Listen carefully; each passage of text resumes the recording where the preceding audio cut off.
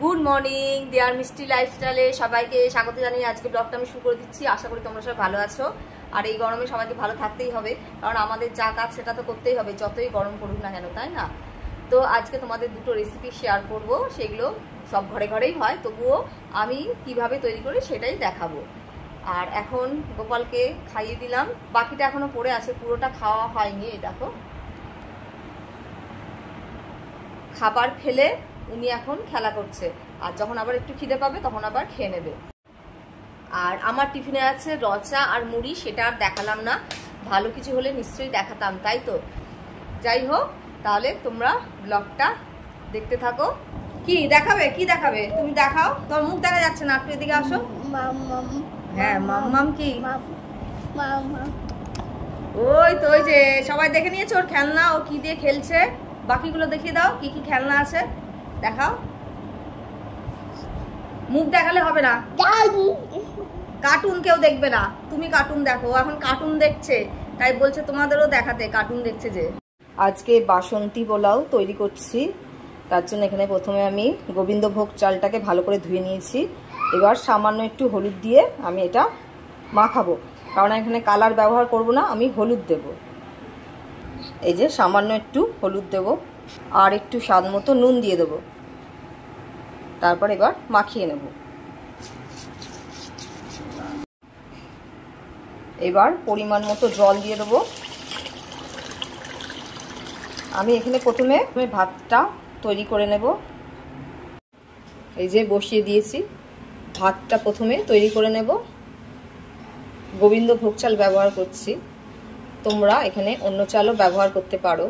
মধ্যে আমি একটু ঘি দিয়ে দেবো, তোমরা পারলে তেলও দিতে পারো। আমি সামান্য একটু ঘি দেবো, যাতে একটার গায়ে একটা লেগে না যায়।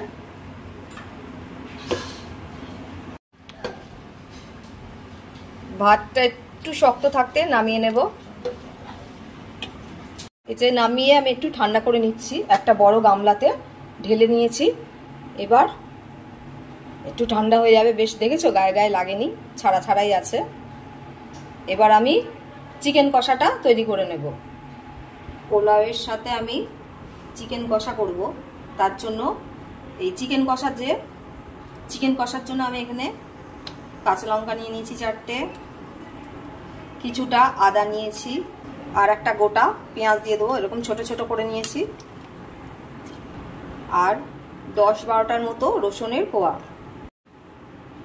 এক টুকরো দারচিনি, 4টে এলাচ আর 3টে লবঙ্গ দিয়ে দেবো।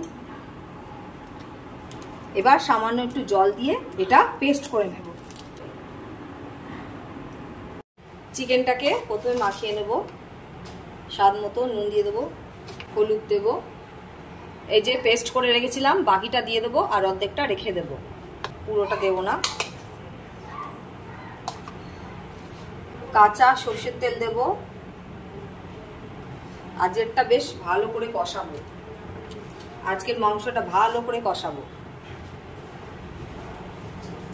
অল্প একটু জিরে গুঁড়ো দেব, অল্প একটু ধনে গুঁড়ো দেব, আর আজকের মাংসটা বেশ একটু রিচ করব, ঝালও করব, তার জন্য এখানে আমি লঙ্কার গুঁড়ি দিচ্ছি। এটা রেড কাশ্মীরি লঙ্কার গুঁড়ো না, এটা একদম ঝাল যেটা, সেই লঙ্কার গুঁড়ো দিলাম। তোমরা কাঁচা লঙ্কা দিয়েও শুধু করতে পারো। এবার ভালো করে সব মিশিয়ে নেব, ম্যারিনেট করে 1 ঘন্টার মতো রেখে দেবো।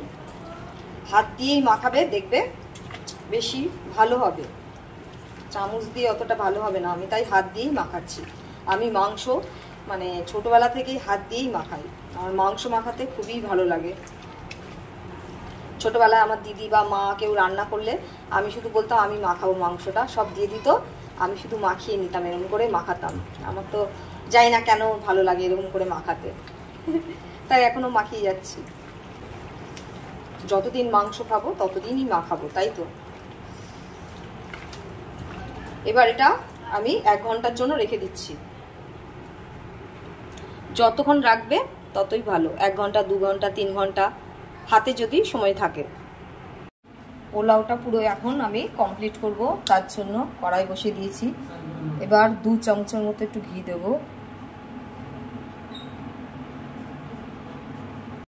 চিমনিটা চালিয়ে দিয়েছি, কথা শোনা যাচ্ছে তো আমার। এবার কাজু আর কিশমিশটা একটু ভেজে নেব। যে কাজু আর কিশমিশ দিয়ে দিলাম।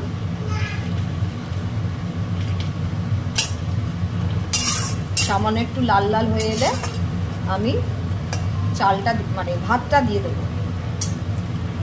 এবার ভাতটা দিয়ে দিচ্ছি আমি। গ্যাসটা কিন্তু পুরো কমিয়ে নিতে হবে। এবার একটু ওপর থেকেও একটু ঘি ছড়িয়ে দেবো, 2 চামচের মতো। আর একটু স্বাদ মতো নুন দেব। ওই দেখো পুচকেটা যা চিৎকার করছে আজকে। আর একটু চিনি দেব স্বাদ মতো, পোলাও একটু মিষ্টি মিষ্টি হয়।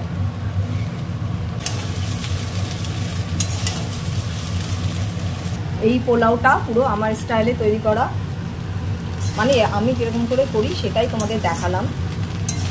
পছন্দ হলে এইভাবে করবে, দেখবে ভালোই হবে। পোলাও হয়ে গেলে এবার আমি চিকেন কষাটা বসিয়ে দেবো।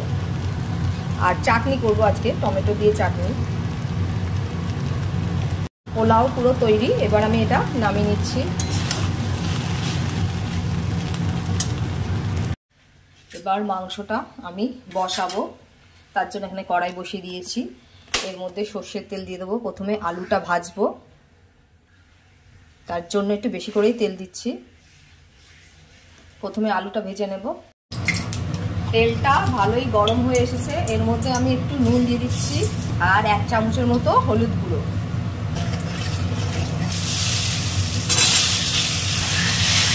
মাংসের আলু তো এরকমই হবে, তাই না? আমার তো মাংসের আলু বড় বড়ই পছন্দ। মাংসের আলু এরকম বড় বড় দেখতে কার না ভালো লাগে। তা ভালো করে একটু ভাজতে হবে যাতে ভেতরটা সেদ্ধ হয়, সেরকমভাবে ভাজতে হবে। আমি এটা এবার একটু ঢেকে দেবো, তাহলে আস্তে আস্তে সেদ্ধ হয়ে যাবে ভেতরটা। আলুটা লাল করে ভেজে নিয়েছি, এবার তুলে নেব। এতটা তেল আমার লাগবে না, একটু তুলে রাখছি, লাগলে পরে আবার দেব। আলু ভাজার তেলে একটা এলাচ আর একটা দারচিনি ফোড়ন দিয়ে দেবো। আর এখানে একটা তেজপাতা নিয়েছি, এটা হাফ করে দিয়ে দেবো।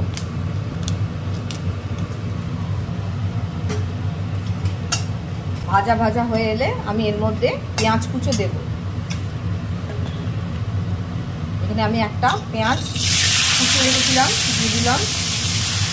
পেঁয়াজটা এবার একটু লাল করে ভেজে নেব। পেঁয়াজটা ভালোই লাল করে ভাজা হয়ে গেছে, এবার আমি যে বাকি বাটা মশলাটা রেখেছিলাম সেটা দিয়ে দিচ্ছি। আর বাটির মধ্যে যে মশলাটা লেগেছিল সেটা এবার জল দিয়ে ধুয়ে দিচ্ছি। একটু কষিয়ে নেবো ভালো করে যতক্ষণ না তেলটা বেরিয়ে আসছে। মশলা থেকে ভালোই তেলটা বেরিয়ে এসেছে, এবার আমি চিকেনটা দিয়ে দিচ্ছি, ম্যারিনেট করা চিকেন।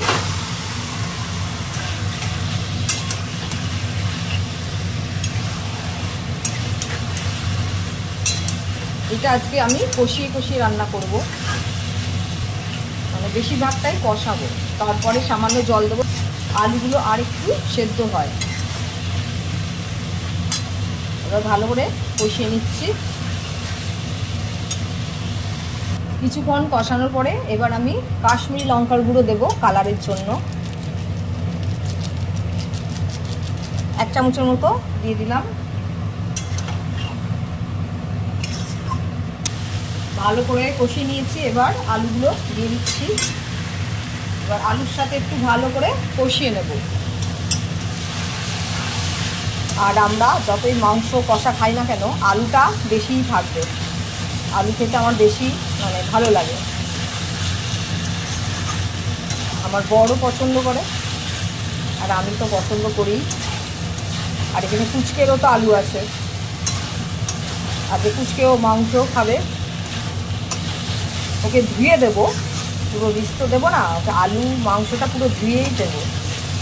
এরকম করেই ওকে মাংসটা দিই, মানে আমাদের সাথে একসাথে রান্না করে নিই। মায়ের সাথে দিলে কোনো কিছুই হয় না। যখন খুব টেনে যাবে তখন মায়ের সাথে আমি একটু গরম জল দিয়ে দেবো।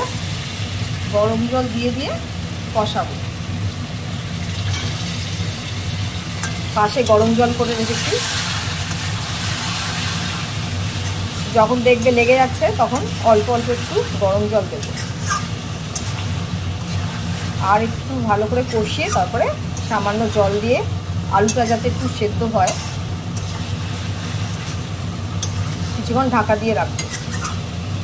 জল দেওয়ার পরে যখন ভালোভাবে কষানো হয়ে যাবে, এবার আমি একটা টমেটো দিয়ে দেবো, কেটে রেখেছিলাম। এবার টমেটোর সাথেও ভালো করে একটু কষিয়ে নেব। এবার আমি জল দিয়ে দিচ্ছি, আলুটা যাতে একটু সেদ্ধ হয় তার জন্য, কারণ এটা কষা মাংস করছি, ঝোল অতটা থাকবে না। আলুটা সেদ্ধ হওয়ার জন্য আমি জলটা একটু এবার ঢেকে দেব। 10 মিনিটের জন্য আস্তে আস্তে এটা রান্না হবে।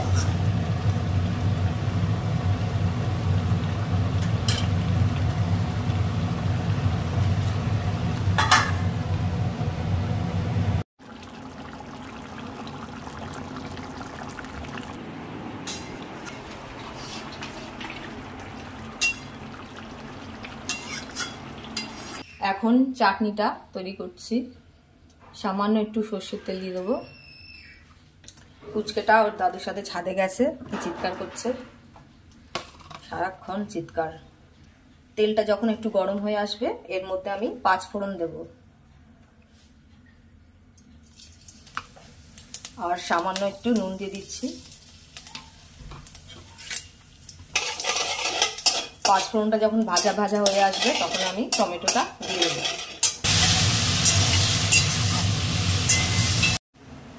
এবার এটা টমেটোটা ভালোই নরম হয়ে এসেছে, এর মধ্যে আমি সামান্য একটু ঝাল লঙ্কার গুঁড়ো দিচ্ছি যাতে চাটনিটা টক মিষ্টি ঝাল লাগে। এবার আমি এটা ঢাকা দিয়ে দেবো, জল দেবো না কিন্তু। আর একটু নরম হয়ে গেলে আমি চিনিটা দেব। আজকে আর কিশমিশ কাজু এসব দিচ্ছি না, শুধু টমেটো দিয়েই করছি।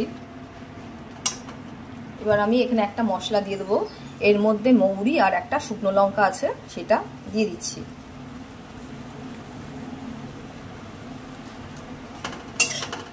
অল্প একটুই ছিল, এটা আমার আগে তৈরি করা ছিল মশলাটা চাটনিরই, তার জন্য এর মধ্যে দিয়ে দিলাম যাতে নষ্ট না হয়, কারণ অনেক দিন ধরেই আছে, নষ্ট হয়ে গেলে ফেলে দিতে হবে, তার জন্য এই মশলাটা এই চাটনির মধ্যে দিয়ে দিলাম।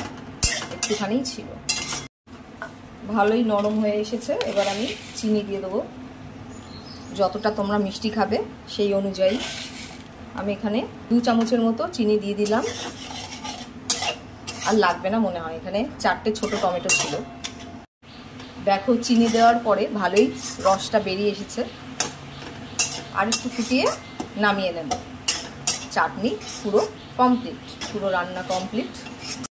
রাত 12টা বেজে গেছে। আজকে একটা স্পেশাল ডে, সেটা হচ্ছে আমার বরের হ্যাপি বার্থডে। তো সেটাই এখন সেলিব্রেশন করব আমিও আর আমার পুচকু বাবা। তাহলে তোমরা কেক কাটাটা দেখো, এখনই কেক কাটবো, মানে কাটবো বলছি, আমার বর কাটবে, আর সেটাই এখন সেলিব্রেশন করে ব্লগটা শেষ করব। এই যে কেক পুরো রেডি, এবার আমার বর কাটবে। আর গোপাল তো দেখো খাওয়ার জন্য আগে বেলুন নিয়ে এসে বসে আছে কেকের সামনে, কখন কেকটা খাবে, বাবাকে কাটতে দিলে হয়।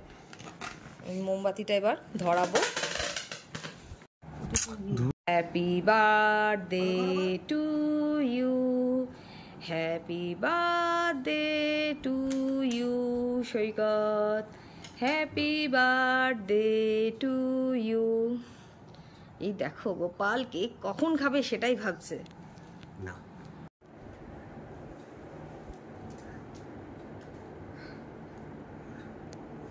দাও আমি একটু খাওয়াই, ধরো তুমি।